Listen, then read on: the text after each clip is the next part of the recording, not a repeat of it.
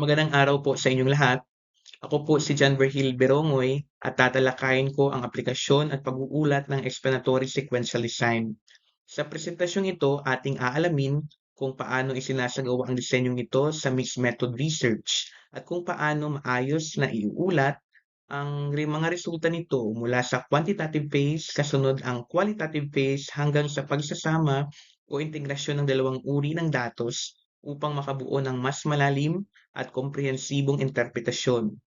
Pagkatapos ng ating talakayan, tunghayan natin ang isang halimbawang pananaliksik na ginamitan ng explanatory sequential design. Paano nga ba isinasagawa ang explanatory sequential design?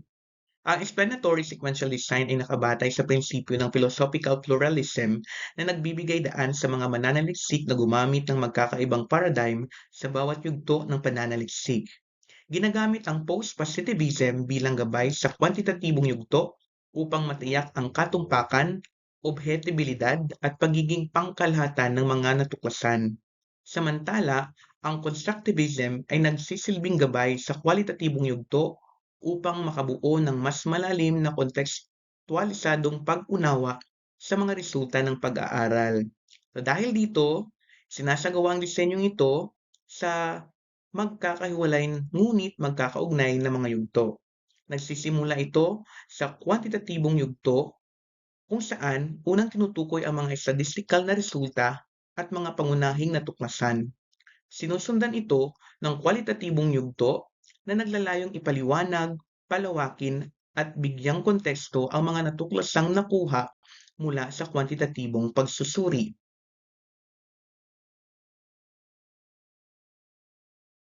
Ngayon talakayin natin isa-isa ang aplikasyon ng explanatory sequential design sa mga pananaliksik na gumamit ng mixed method research. Mauna tayo sa design quantitative strand. Begin by formulating a clear quantitative research question and selecting an appropriate quantitative approach that aligns with the study objectives. Ang mga tanong sa pananaliksik ay dapat nasusukat at maaaring suriin gamit ang angkop ng mga statistical na pamamaraan sa pagsusuri at interpretasyon ng mga quantitative na resulta. Maaaring kabilang dito ang paggamit ng measures of central tendency, test of significance, no, significant difference o significant relationship upang matukoy ang mga pagkakaiba at ugnayan at iba pang mga angkop na statistical na pagsusuri. Pinipili rin ng mga mananaliksik ang mga kalahok mula sa populasyon gamit ang angkop na sampling technique o kaya naman ay isasama ang buong populasyon sa pag-aaral.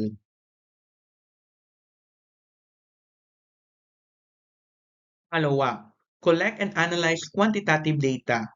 Quantitative data is often collected through surveys, experiments, or large-scale data sets to identify patterns, relationships, or anomalies. Ang pangunahing layunin ng yugtong ito ay magbigay ng malawak na pag-unawa sa mga suliranin ng pananaliksik, makabuo ng mga statistical trends, o masubok ang mga tiyak na hypothesis. Sinusuri ang mga resulta upang matukoy ang mahalagang natuklasan tulad ng mga hindi inaasahang padron o makabuluhang pagkakaiba sa pagitan ng mga pangkat. Ang mga natuklasang ito ay magsisilbing o nagsisilbing batayan sa susunod na kwalitatibong yugto ng pananaliksik na naglalayong higit pang ipaliwanag at palalimin ang pag-unawa sa mga resulta ng quantitative na pagsusuri. Pangatlo, design qualitative strand. In this phase, quantitative findings will be further explored in the qualitative study. Maaring kabilang dito ang mga makabuluhan o hindi makabuluhang resulta, mga outlier o mga datos na lumilihis sa karaniwang padron at mga pagkakaiba sa pagitan ng mga pangkat. Maaari ring magsilbing batayan ang quantitative na pag-aaral sa pagbuo ng mga tanong para sa kwalitatibong panayam o online na survey.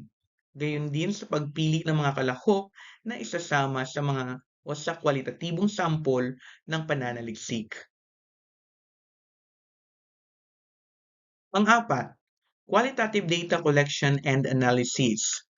A researcher selects the group or sample that will help explain the quantitative results and analyzes the data using qualitative data analysis process most suitable.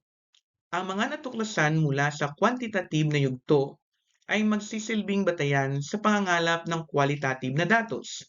Sa yugtong ito, kinakailangan muling kumuha ng mananalisik ng nakasulat na pahintulot o informed consent mula sa mga kalahok, lalo na kung gagamit ng mga pamamaraang tulad ng semi-structured interview, focus group discussion, o mga talatanungang may bukas o open-ended questions.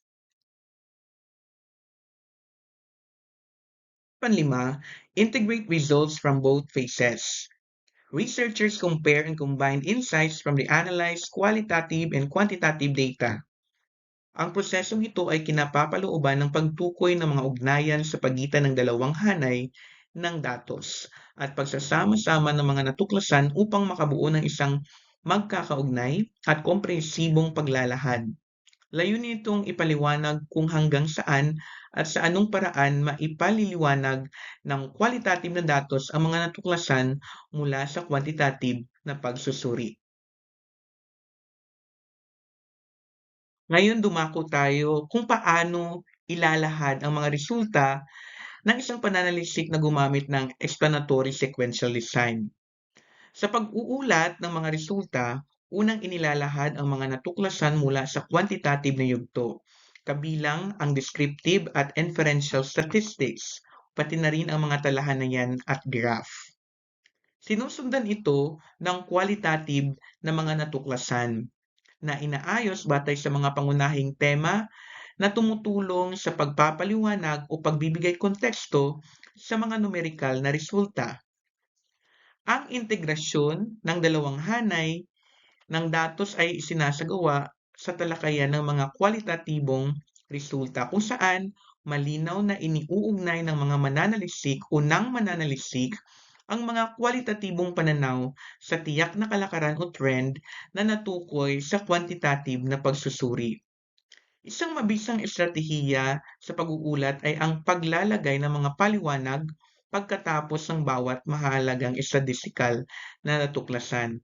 Halimbawa, sa isang pag-aaral tungkol sa kasiyahan sa trabaho o job satisfaction, maaaring unang ipakita sa seksyon ng mga resulta ang estatistikal na ebidensyang nagpapakitang mas mataas ang antas ng kasiyahan sa trabaho ng mga empleyadong may flexible na schedule sa trabaho.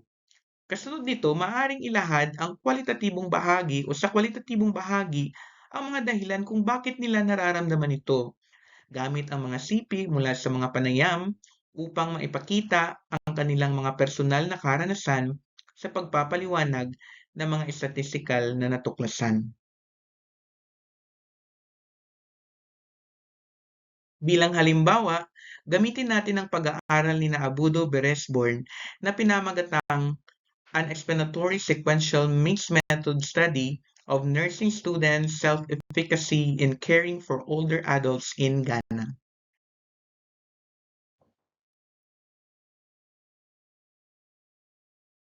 Ang layunin ng pananaliksik na ito ay to examine nursing students' knowledge, attitudes, and self-efficacy and how these variables impact nursing students' self-efficacy in caring for older adults in acute care settings in Ghana.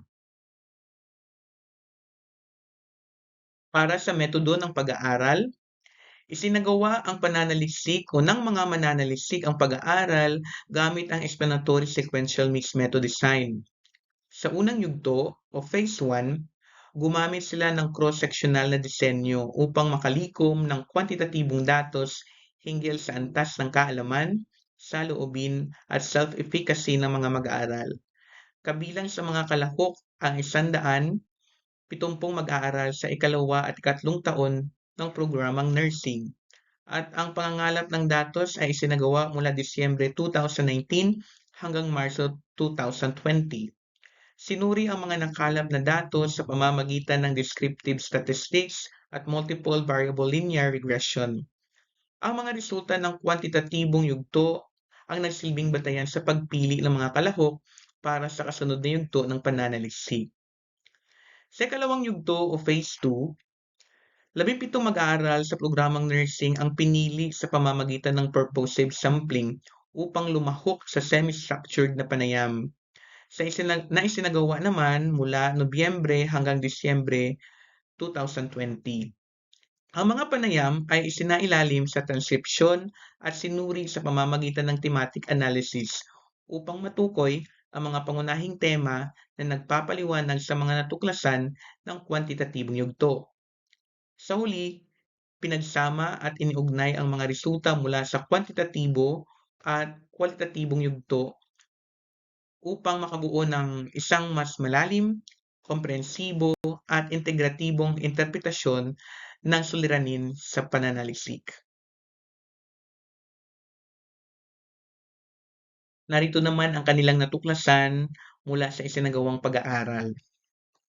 Ayon sa resulta, ang karaniwang edad ng mga mag-aaral ay 21 taon. Mahigit sa kalahati ng mga mag-aaral ay kababaihan at ang nakararami ay nakararanas ng kahirapan o kasalukuyang nahihirapan kasama ang mga nakatatandang individual. Ipinakita rin ng mga resulta na 71% ng mga mag-aaral ay may mababang antas ng kaalaman o knowledge tungkol sa gerontology. Samantalang ang nakararami ay nagpapakita ng positibong saloobin o attitude at mataas na antas ng self-efficacy sa pag-aalaga ng mga nakatatandang tao. Lumabas sa pagsusuri na ang edad at attitude ng mga mag-aaral ay may makabuluhan at positibong ugnayan sa kanilang self-efficacy. Sa kabilang banda, walang natukoy na makabuluhang ugnayan sa pagitan ng kanilang kaalaman sa gerontology at self-efficacy. Batay naman sa kwalitatibong mga natuklasan, ang mababang antas ng kaalaman ay maiuugnay sa limitadong pagbibigay diin sa gerontology, education, sa curriculum, at sa mabigat na akademikong gawain ng mga mag-aaral. Ipinakita rin na ang mga sosyo-kultural na pagpapahalaga at pamantayan sa pag-aalaga ng mga nakatatandang tao ay naka-impluwensya sa pagbuo ng kanilang positibong saloobin. Ang mga salik na ito ay nakatulong upang mapabuti ang kanilang pakikipag-ugnayan sa mga nakatatanda at mapataas ang kanilang tiwala sa sariling kakayahan. Higit pa rito, ang mataas na antas ng self-efficacy ay iniugnay sa naging ambag ng pangkalatang programa sa nursing, sa persepsyon ng mga mag-aaral na pamilyar sila sa mga pangangailangan ng mga nakatatanda at sa kanilang kaalaman sa mga routine at pamamaraang klinikal. Gayunpaman, inilahad ng mga mas batang mag-aaral na minsan ay kini-kwestiyon ng mga nakatatandang pasyente ang kanilang edad at kakayahan na nagkakaroon ng negatibong epekto sa kanilang self-efficacy. Sa yugto ng integrasyon, nagpakita ng pagkakatugma o convergence ang mga natuklasan mula sa kwantitatibo at kwalitatibong datos na nagbigay ng mas malalim na komprehensibong pagpapaliwanag sa mga resulta ng pag-aaral. Hanggang dito na lamang ang aking pagtalakay sa application at reporting ng explanatory sequential design ng mixed method research. So narito ang mga sanggunian na aking pinaghanguan ng mga impormasyong aking inilahad. Maraming salamat po.